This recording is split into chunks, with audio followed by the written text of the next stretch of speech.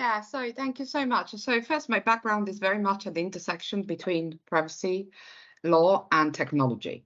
So I operate I have a legal background, but also very much a technical background, and I work in somewhere in the middle between the two. So when it comes to artificial intelligence and machine learning, my work is on privacy by design, fairness, transparency, explainability, and this is what I do in my day job at Wipro. But I'm also at Virginia Tech University, where I work on privacy by design and in AI machine learning, and before at Oxford University, and connected to the UN that you were asking about. I am the co-founder of an organization called AUDRI, is a Universal Alliance for Digital Rights, and we are working towards the Digital Compact. So we basically work with a lot of organizations, especially women's rights organizations across the globe, supporting the Tech Envoy with the sort of work that is going on around the Digital Compact. So as you say correctly, there's been a lot of stuff recently around governance of AI coming from everywhere. Sort of big tech leaders saying that we are nearing a catastrophe, so we have to forget about the actual risks, but focus on the risks that of AI leading to our demise as humanity. But also highlighting the risks around how we need in sort of global governance around all this. Some people have been talking about something like the international agency in this sort of nuclear energy space, and which I have doubt around, because the agency was set up in a completely different time, in a completely different geopolitical context.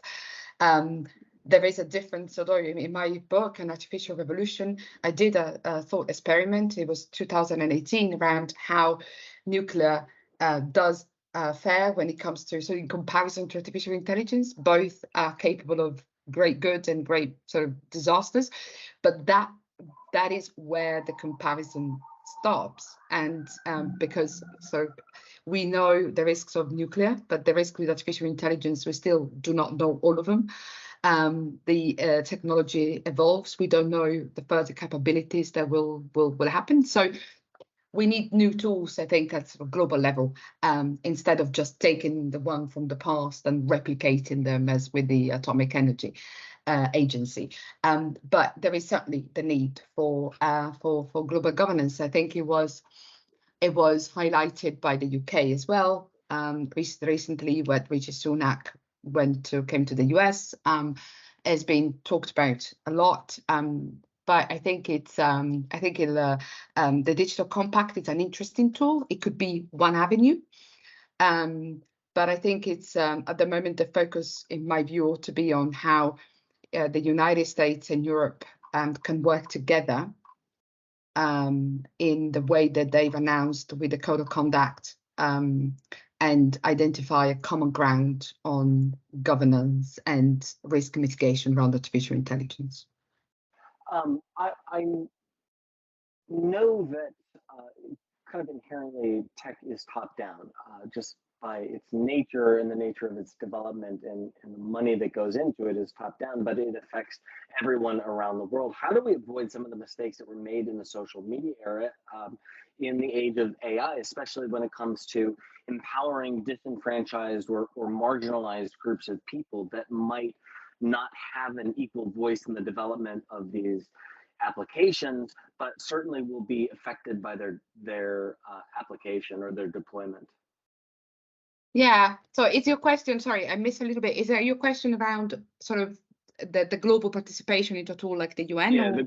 Yeah, global participation, and how do we empower groups who are marginalized or disenfranchised? Yeah, I mean, Dan, that's a very good question. So far, interestingly, I mean, you have obviously the OECD and the work that they've done, but that, of course, is not nowhere as global as the UN is.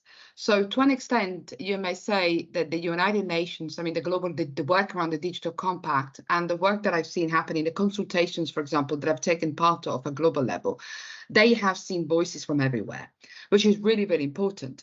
So the voices have come from from organizations working on sort of indigenous rights, and what that means and what artificial intelligence is doing to that. And think about especially the area around generative AI and text generation, where, it's great to have access to this sort of human knowledge, but what happens to the cultures? What happens to the languages? What happens to, what happens to the indigenous languages? What happens to the marginalized voices? I mean, this is a really, really important point.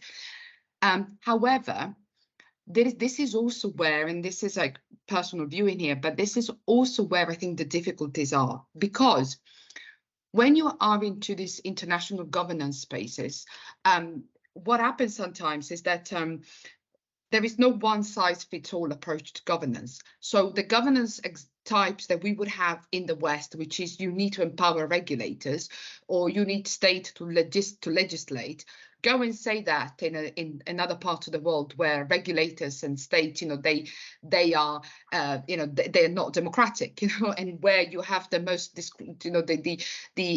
either indigenous population or the marginalized group who are actually fearing the approach to regulation that we would have in the West, which is around empowering governments. So it's this is why the global participation is complicated and is very important, because there are so many, the approach that we have that is dominated, which is about you've got to empower agencies to do their job, and they need to enforce, and in some parts of the world doesn't have the same perception that it has here in the West. So that is why we need to that is why the UN is in that regards a good space. And although recently, I don't know if you've seen, there's been some polemics around the UNESCO and the development around the UNESCO standards on AI. Yeah, I wonder if you can actually dive into that.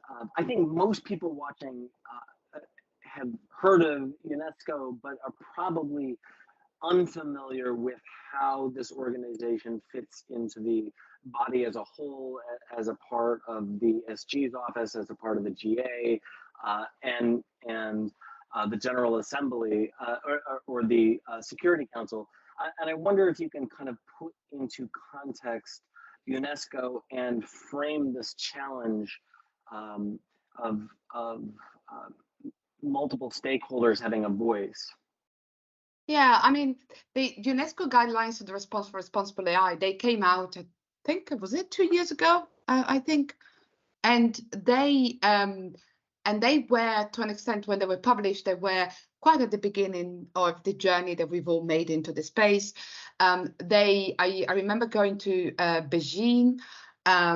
It was before the pandemic. It was Beijing. There was an international UNESCO conference on, of course, AI in education, and I remember there were governments from all over the world. It was in China, and the interesting elements about all that was at that conference in particular, I remember, was first of all countries that were they were talking about how they wanted AI to sort of benefit them instead of being sort of a space of data exploitation, as they were calling it at the time.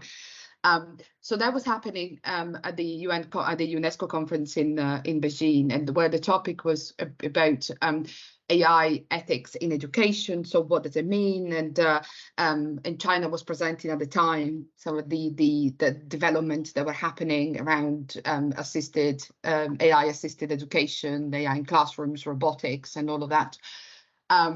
But the interesting space about the UNESCO that I saw in Beijing, although that was the first time for me that I worked with the UNESCO directly, it was sort of the international environment, and the fact that you would have ministers from all over the world and civic society from all over the world discussing the role of artificial intelligence in education, which was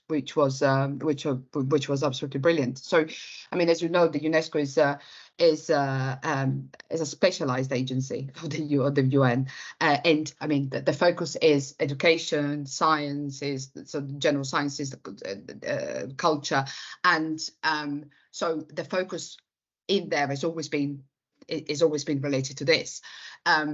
but there was when the guidelines came out, it was really at the beginning. I mean, at least what they followed at the beginning. It was the first examples, I think, of something that was truly global in this space, compared to all the other tools that we have seen, where there have been all the IDOCD or the Council of Europe that is working on the convention now, which will be ready in 2024.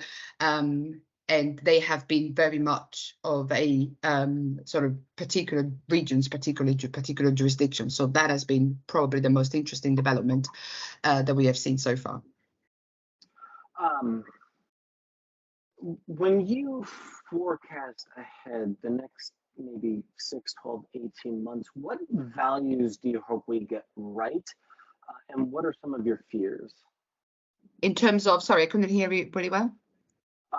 When we look ahead in the short term, not kind of the sci-fi future of AI, but the very short term of particularly generative AI, what values are essential to get right?